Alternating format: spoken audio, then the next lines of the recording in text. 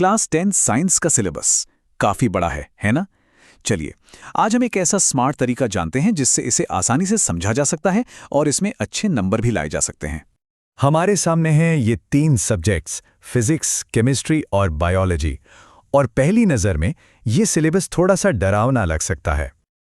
और हाँ, इतने बड़े सिलेबस को देखकर थोड़ा तनाव में आना या ये सोचना कि भाई शुरू कहाँ से करें, ये एक बहुत ही नॉर्मल फीलिंग है। ज़्यादातर स्टूडेंट्स ऐसा ही महसूस करते हैं। पर घबराने की कोई बात नहीं है। इसका सल्यूशन है द स्मार्ट स्टडी ब्लूप्रिंट। देखिए, बात ज़्यादा पढ़ने की नहीं है, बात है सही तरीके से स्मार्टली पढ़ने की। तो चलिए इसे डिटेल में समझते हैं।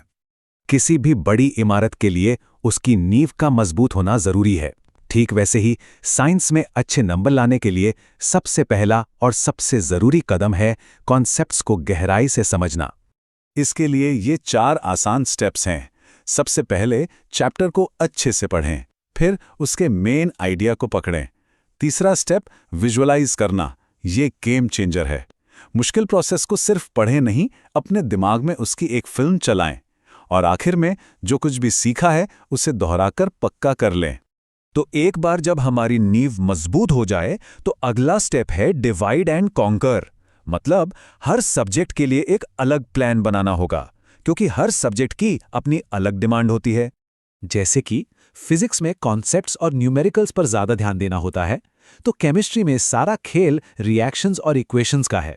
और बायोलॉजी में बायोलॉजी में डायग्राम्स और थ्योरी पर अच्छी पकड़ होनी ही चाहिए। अच्छा, प्लान तो बन गया, लेकिन उसे रोज फॉलो कैसे करें?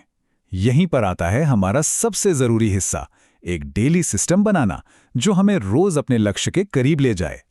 अपने पढ़ने के समय को सही तरीके से बांटना बहुत जरूरी है। देखिए, लगभग 40% टाइम नए कॉन्सेप्ट सीखने में, 30% क्वेश्चन प्रैक्टिस करने में, 20% रिवीजन में और 10% डायग्राम्स बनाने में लगाना चाहिए। मतलब साफ है, जितना जरूरी नया सीखना है उतना ही जरूरी प्रैक्टिस और रिवीजन भी है। और पढ़ाई शुरू करने से ठीक पहले ये ख्याल तो हम सबके मन में आता है ना? ठीक है, बस एक आखिरी बार फोन देख लूं, फिर पक्का शुरू करता हूं। इसी आदत से बचने के लिए एक ठोस डेली टारगेट होना चाहिए। और वो टारगेट बहुत बड़ा नहीं है, सिर्फ 1 से 2 घंटे की फोकस्ड स्टडी। याद रखिए, घंटों तक बिना ब्रेक के पढ़ने से अच्छा है कि छोटे छोटे ब्रेक लेकर मन लगाकर पढ़ा जाए। और प्रैक्टिस के लिए ये रही एक जबरदस्त स्ट्रैटेजी। हमेशा एनसीईआरटी के सवालों से शुरू करें, वो आपका बेस है। फिर पिछले सालों के क्वेश्चन पेपर सॉल्व करें, साथ ही ज़रूरी फॉर्मूलों की एक लिस्ट बना लें और ख़ास तौर पर ज़रूरी डायग्राम्स की प्रैक्टिस बार बार करें। तो जब इस पूरे ब्लूप्रिंट को एक साथ लाया जाता है, तो जो शुरू में कन्फ्यूजन और तनाव था, वो धीरे धीरे एक क्लियर रास्ते और कॉन्फिडेंस में बदल जाता है। और यही इस पूरी बातचीत का निचोड़ है। हमेशा याद रखिए, जब आप स्मार्ट तरीके से पढ़ते हैं तो साइंस वाकई में आसान लगने लगती है। तो अब जब ये पूरा ब्लूप्रिंट आपके सामने है, सबसे बड़ा सवाल ये है, इस दिशा में आगे बढ़ने के लिए आज आपका पहला कदम क्या होगा?